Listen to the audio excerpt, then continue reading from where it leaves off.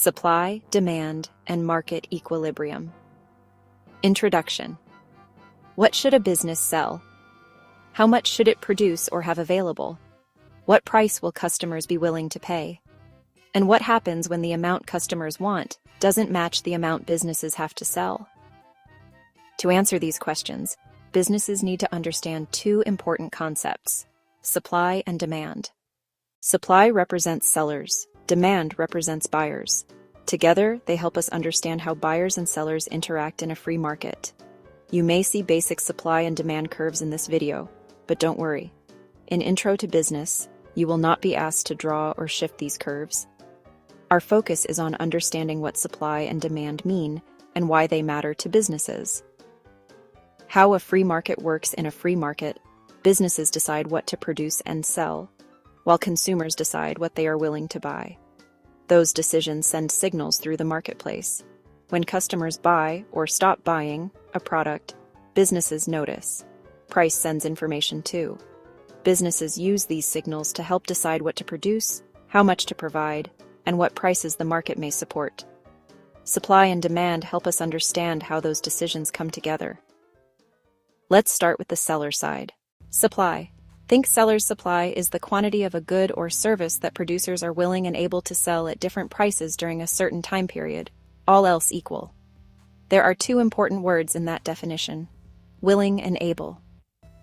A business may be willing to sell 10,000 units of a product, but if it only has enough employees, equipment, or materials to produce 2,000, it isn't able to supply 10,000.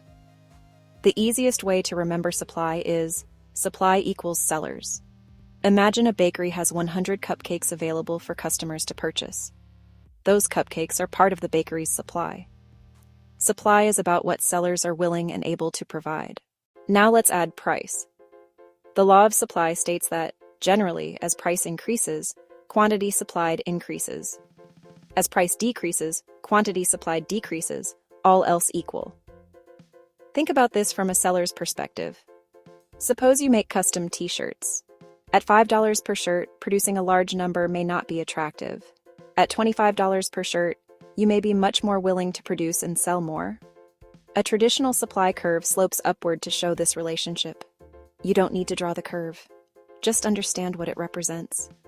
Generally, as price increases, sellers are willing to supply more. Price is important, but it isn't the only thing that can affect supply. Let's look at 6 common factors. Price of resources or inputs. 1 is price of resources. Businesses need resources to produce goods and services. If ingredients for a bakery or lumber for a construction company become more expensive, that can affect how much the business is willing or able to provide. Technology. 2 is technology. Technology can help businesses produce faster or more efficiently. A bakery that purchases a larger commercial oven may be able to produce more bread in the same amount of time. Number of producers. 3 is the number of producers. The number of producers also matters. If 4 new taco trucks enter a market, there are now more sellers able to supply tacos. Government policies. 4 is government policies. Taxes, subsidies, and regulations can change the cost or process of production. A new regulation may increase a business's costs, while a subsidy may help cover some costs. Expectations of future prices. 5 is expectations of future prices. Businesses also think about the future. If a farmer expects corn prices to rise next month and can store the corn, the farmer may choose to sell less today. Natural conditions. 6 is natural conditions. Weather and other natural conditions can affect what producers are able to provide. A drought, for example, may reduce the amount of wheat farmers can produce. So remember these common factors that can affect supply: price of resources or inputs, technology, number of producers, government policies, expectations of future prices, and natural conditions. All of them can affect what sellers are willing or able to provide. Demand. Think buyer's demand is the quantity of a good or service that consumers are willing and able to buy at different prices during a certain time period, all else equal. Once again, two words are especially important: willing and able. You may really want a brand new sports car, but wanting one isn't enough. To create demand, consumers must be both willing and able to purchase the product. The easiest way to remember demand is demand equals buyers. Demand is about what buyers are willing and able to purchase. The law of demand states that, generally, as price decreases, quantity demanded increases. As price increases, quantity demanded decreases, all else equal. Imagine a restaurant lowers the price of a cheeseburger from $6.50 to $4. More customers may decide to buy one. If that same cheeseburger instead costs $18, some customers may decide it is no longer worth the price. That's the law of demand. A traditional demand curve slopes downward to show this relationship. Again, you don't need to draw the curve. Just remember. Generally, lower prices encourage buyers to purchase more, while higher prices encourage buyers to purchase less. Just as price isn't the only thing affecting sellers, price isn't the only thing affecting buyers. Let's look at 6 common factors that can affect demand. Income. 1 is income. Income affects what consumers are willing and able to purchase. More available income may mean more spending on restaurants, entertainment, travel, or clothing, while lower income may cause consumers to cut back. Consumer preferences. 2 is consumer preferences. Tastes, trends, advertising, and changing interests can affect demand. If a particular water bottle suddenly becomes popular on social media, consumers may want it more, even though its price hasn't changed. Prices of related goods. 3 is price of related goods. Related goods include substitutes and complements. Substitutes can replace one another, such as Coke and Pepsi. Complements are products often used together, such as printers and ink. A change involving one product can affect consumer interest in the other, population or number of consumers. 4 is population or number of consumers. The number of potential consumers matters too. If a community gains several thousand residents, there are now more potential customers for housing, groceries, restaurants, and other products. Expectations of future prices. 5 is expectations of future prices. Consumers think about the future too. If you expect laptop prices to increase next month, you might decide to purchase one now instead of waiting. Seasons and culture. 6 is seasons and culture. Seasons and culture can also affect demand. Halloween increases demand for costumes. The holidays increase demand for gifts. And Nebraska probably has more demand for snow shovels in January than in July. So remember these common factors that can affect demand: income, consumer preferences, prices of related goods, population or number of consumers, expectations of future prices, and seasons and culture. All of them can affect what buyers are willing and able to purchase. There's a phrase you've heard several times: all else equal.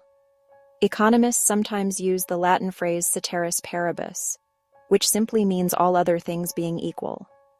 When we use the law of supply or law of demand, we're trying to understand what happens when price changes while other factors stay the same. Suppose the price of coffee drops. The law of demand tells us that consumers will generally buy more coffee. But what if a major health scare happens at the same time and causes people to avoid caffeine? Now another factor has changed. That's why we say all else equal. It reminds us that the laws of supply and demand describe what we would generally expect when other factors aren't changing at the same time. Bringing supply and demand together. Now let's bring both sides of the market together. Market equilibrium is the point where quantity demanded equals quantity supplied. In plain English, the amount buyers want to purchase matches the amount sellers want to provide. Imagine a food truck prepares 200 lunches and customers purchase exactly 200. Supply and demand match. That's equilibrium. On a traditional supply and demand graph, equilibrium is where the supply and demand curves meet. The price associated with that point is often called the market price or equilibrium price. It's the price where the amount buyers are willing to purchase matches the amount sellers are willing to provide.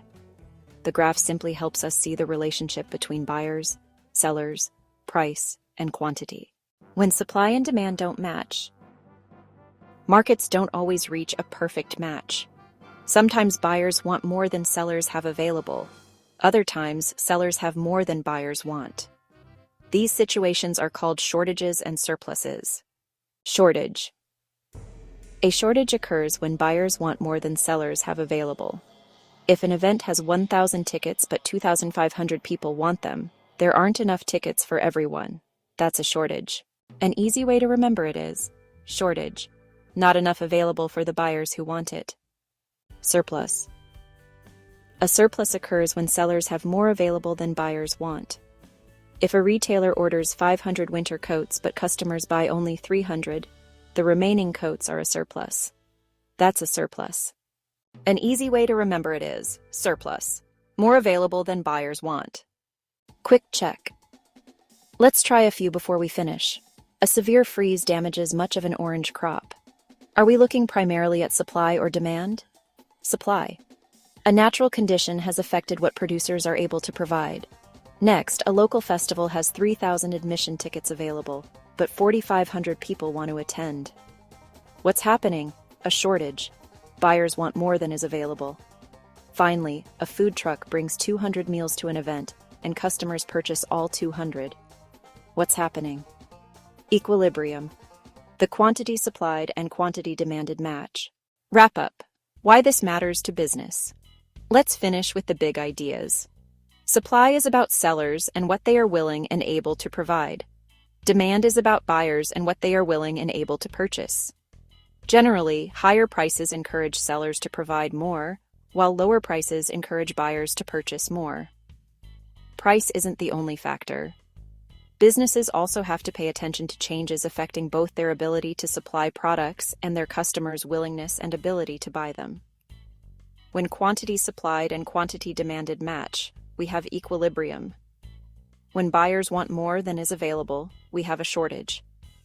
When sellers have more than buyers want, we have a surplus. You don't need to learn how to shift supply and demand curves for intro to business. What matters is understanding the business decisions behind them. Businesses constantly receive signals from customers, prices, costs, and the world around them.